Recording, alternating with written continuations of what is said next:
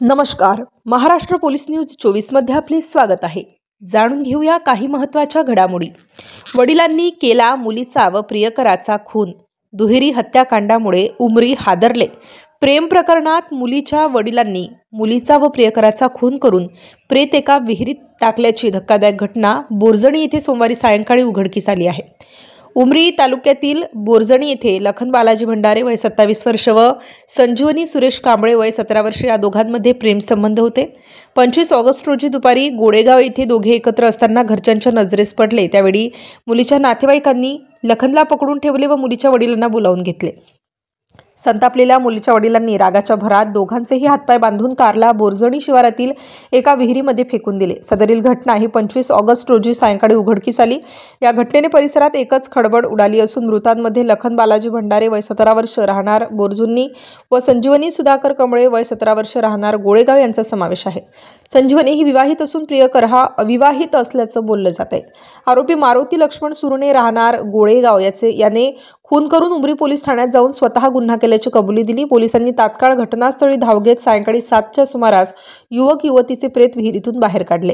या प्रकरणाची माहिती मिळताच अप्पर पोलीस अधीक्षक अर्चना पाटील, उपविभागीय पोलीस अधिकारी दशरथ पाटील यांनी घटनास्थळी भेट दिली. उमरी पोलीस ठाण्याचे सहाय्यक निरीक्षक अंकुश माने यांनी पंचनामा केला. या प्रकरणी पोलिसांनी आरोपीसह तिघांना अटक केली असल्याची माहिती सूत्रांकडून मिळाली आहे. या दुहेरी खुनामुळे गोडेगाव, करकाळा व बोरजुन्नी परिसरात भीतीचे व तणावाचे वातावरण पसरल्याचे दिसून येत आहे.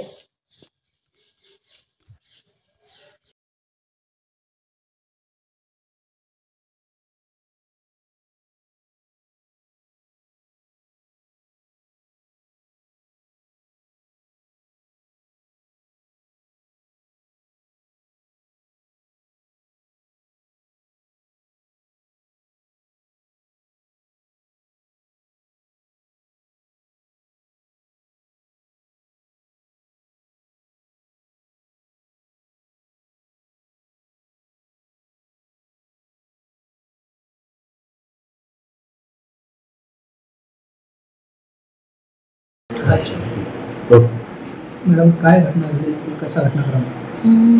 आज उमरी पोलीस स्टेशन हद्दीमध्ये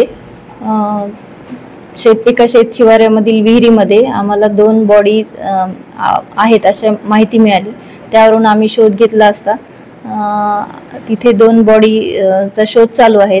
घटना थोडक्यात अशी आहे की संबंधित मुलगी जी आहे ती लग्न झालेली असून ती तिच्या नवऱ्याच्या गावी राहत होते आणि मुलगा जो आहे तिच्या माहेरच्या गावचा आहे आणि तो तिला भेटण्यासाठी तिच्या गावी गेलेला होता. आणि ही तिच्या घटना तिच्या घरच्यांना कळाल्यानंतर तिच्या माहेरचे लोक गेले आणि त्यांना वापस घेऊन येताना रस्त्यातच मारलं आणि विहिरीमध्ये टाकलं असं थोडक्यात माहिती आम्हाला मिळालेली आहे.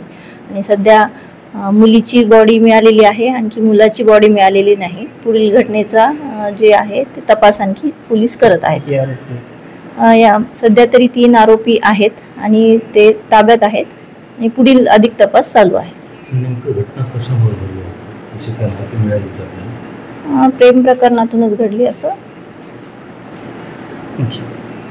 ओके, हां बोला हां बोला. मुलीनं सर फोन करून त्याला बोलून घेतली आणि माझा मुलगा गेला.